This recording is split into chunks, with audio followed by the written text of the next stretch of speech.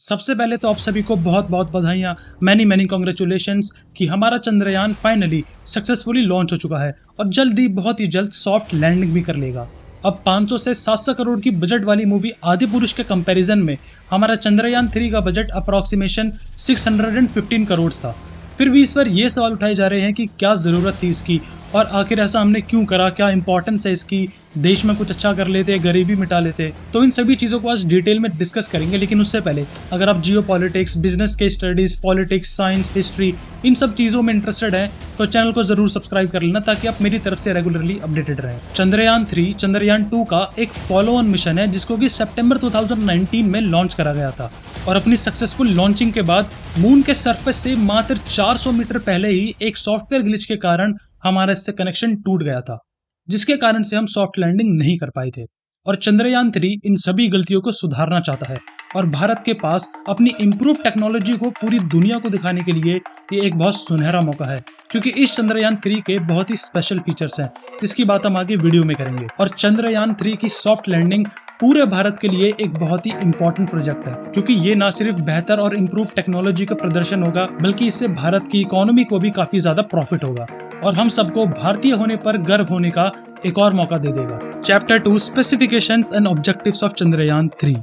चंद्रयान 3 की एक बहुत ही स्पेशल बात है और वो है इसकी लैंडिंग लोकेशन। बेसिकली अर्थ और मून टाइडली लॉक्ड है, विच मीन्स कि पृथ्वी को मून का बस एक ही साइड दिखाई देता है और मून का 41% एरिया हमेशा छुपा रहता है और मून के साउथ फेज में अरबों सालों से सनलाइट नहीं पहुंची है। और चंद्रयान 1 जिसको कि जानबूझकर मून के साउथ साइड में क्रैश कराया था, उससे हमें ये पता चला था कि मून की साउथ साइड में आइस मॉलिक्यूल्स प्रेजेंट है और वहां पर टेम्परेचर -230 डिग्री सेल्सियस तक रहता है और इतना ज्यादा फ्रीजिंग टेम्परेचर सब कुछ अपने अंदर ट्रैप करके रखता है, जिसकी हेल्प से कई ऐसी चीजें मिल सकती हैं जो कि अर्थ और सोलर सिस्टम की हिस्ट्री के बारे में बहुत ही क्रूशियल इंफॉर्मेशन बता सके। ये अर्थ पर अंटार्कटिका जैसा ही है जो कि पूरी तरह से बर्फ से ढका हुआ है और यहाँ पर कई कंट्रीज के रिसर्च सेंटर्स भी हैं और यहाँ कई स्ट्रेन चीजें भी मिली हैं, जैसे कि 140 से 200 लाख साल पुरानी बीटल की स्पीशीज। साथ ही में मून के सरफेस पर हाइड्रोजन, सिल्वर, अमोनिया, सोडियम और मरकरी जैसे एसेंशियल एलिमेंट्स और कई मिलियन टन्स ऑफ पानी की भी पॉसिबिलिटी है। और अगर हम मून की साउथ पोल के साइड सक्सेसफुली सॉफ्ट लैंड कर जाते हैं तो ऐसा करने वाले हम पहला देश होंगे। आज तक सिर्फ 3 देशों ने ही मून पर सक्सेसफुली सॉफ्ट लैंडिंग करी है, जो कि हैं यूएस, यूएसएसआर और चाइना। हालांकि इनमें से कोई भी आज तक साउथ फेज में लैंड नहीं कर पाया है और ऐसा करने से भारत टेक्नोलॉजिकल एडवांसमेंट में पूरी दुनिया के लिए एक बेंचमार्क सेट कर देगा। मेन ऑब्जेक्टिव्स की बात करें तो इसरो 3 चीजों को टारगेट कर रहा है, जिसमें सबसे पहली चीज है सॉफ्ट लैंडिंग और दूसरा ऑब्जेक्टिव है रोवर रोविंग या फिर रोवर लैंडिंग, जो कि एक छोटा सा रोबोटिक डिवाइस होता है जिसकी हेल्प से मून के सरफेस पर चला जा सकता है और कई इन्फॉर्मेशन कलेक्ट करी जा सकती है, जैसे कि टेरेन या फिर मून के सतह के सैंपल्स लेना।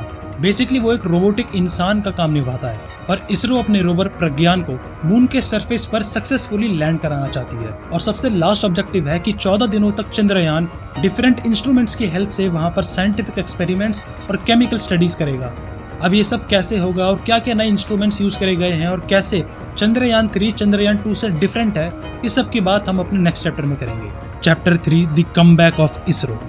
चंद्रयान की शुरुआत हुई थी 2008 में, जब चंद्रयान 1 सबसे पहली बार चांद पर पहुंचा था। लेकिन ये एक मून इम्पैक्ट प्रोब था जो कि चंद्रयान से निकलता है और मून के साउथ साइड में क्रैश कर जाता है और इससे हमें यह पता चलता है कि मून के सरफेस पर वाटर मॉलिक्यूल्स प्रेजेंट हैं। फिर वापस से 2019 में इसरो ने चंद्रयान 2 को लॉन्च करा और इस बार भी ऑब्जेक्टिव था सॉफ्ट लैंडिंग कराना और ये लॉन्च सक्सेसफुल भी रहा था और हमने अर्थ से चांद तक 3,84,400 किलोमीटर का डिस्टेंस सक्सेसफुली कवर भी कर लिया था।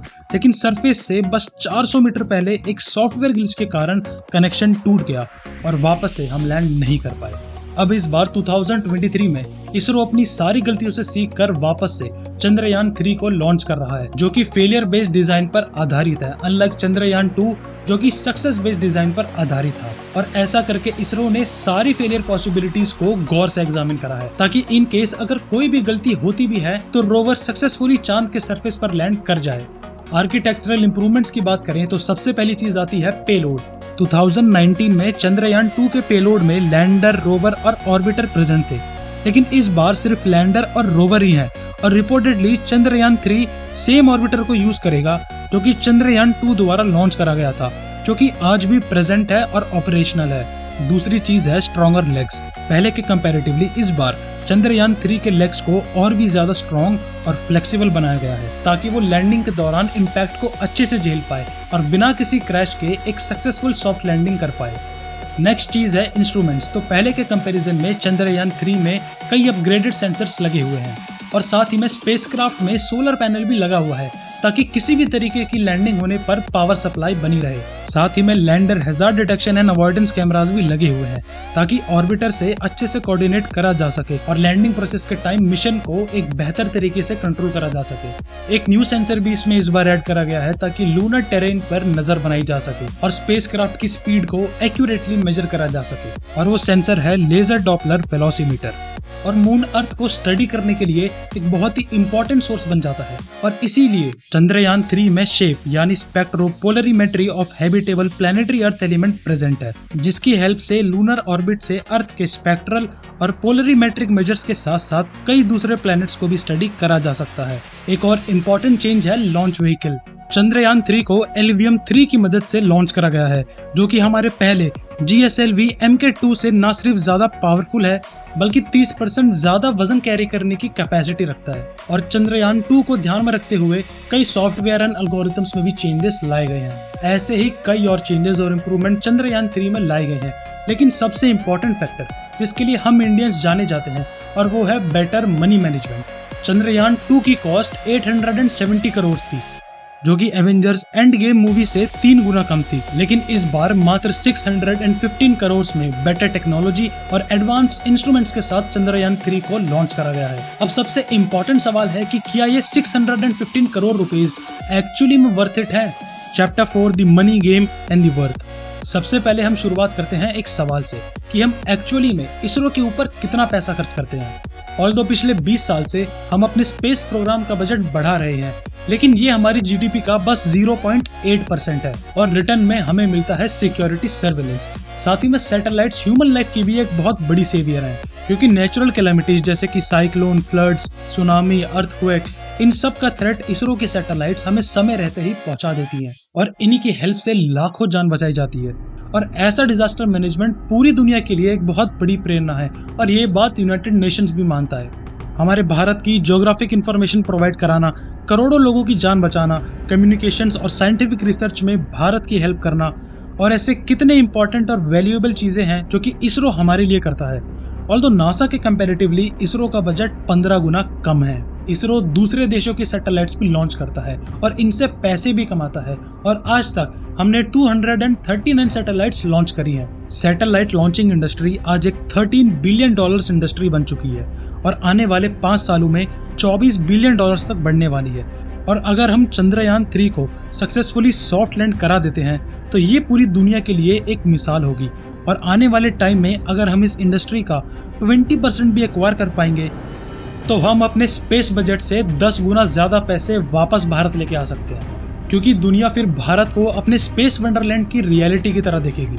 और इसरो जो कि उनके प्रोजेक्ट्स को सक्सेसफुल बनाएगा और इंडियन इकोनॉमी को भी एक मैसिव बूस्ट देगा। और हमें इन सब चीजों के लिए हर उस इंसान की रिस्पेक्ट करनी चाहिए जो कि नासा को छोड़कर हमारे इसरो से जुड़ा हुआ है। उनको पता है कि यहाँ पर बजट के साथ साथ कई और प्रॉब्लम्स है, लेकिन फिर भी वो हर सुबह हमारे भारत को बाकी दुनिया के कंपैरिजन में बेहतर बनाने में लगे हुए हैं। और अगर आपने इस वीडियो में कुछ भी नया और कुछ वैल्यूएबल सीखा तो जरूर इस वीडियो को लाइक करके शेयर करना और चैनल को भी सब्सक्राइब जरूर कर लेना। जय हिंद।